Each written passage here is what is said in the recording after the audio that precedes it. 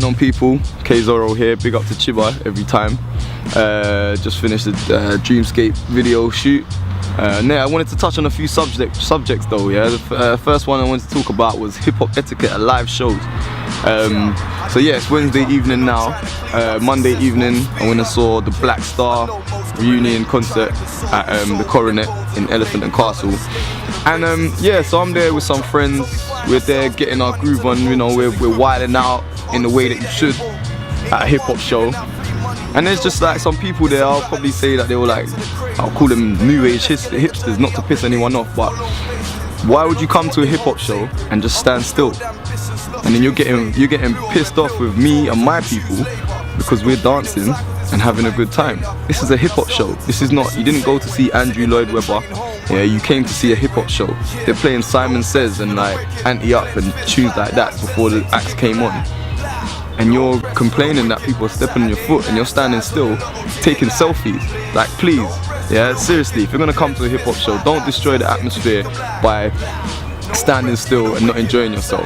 This is a hip-hop show, yeah. Like, I know you paid your money, I paid my money too, but at the end of the day, this is what hip-hop's about. Like, people gonna come to shows to wild out, getting buck wild and, you know, enjoy yourselves at a show.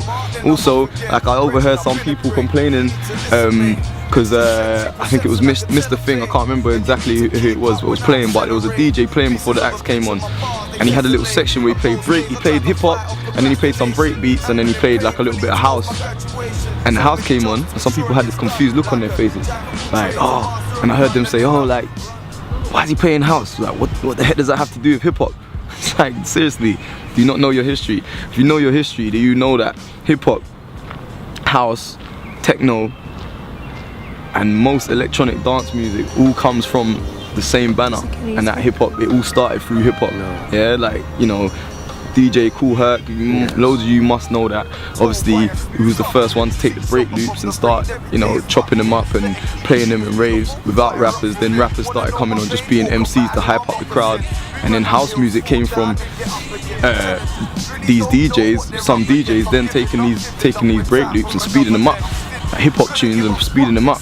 And because people didn't want to hear the vocals on some of the tunes, so they sped them up for people who more wanted to dance at a faster pace, because those people, there was a gap between the people who liked disco and the people that were going to hip hop raves, and it was like obviously a bit of a discrepancy, because the people who were going to disco raves, they wanted to hear something a bit faster, whereas the break loops on the hip hop beats that were being made at the time were a bit too slow. So, you know, please, I'm not gonna go into it too much more than that, but if you think that all this stuff is like worlds apart, it really isn't. Yeah, you need to really learn your history and study your history and know that if you're a real hip hop fan, don't get mad because a DJ might break into like a little house section or a little whatever.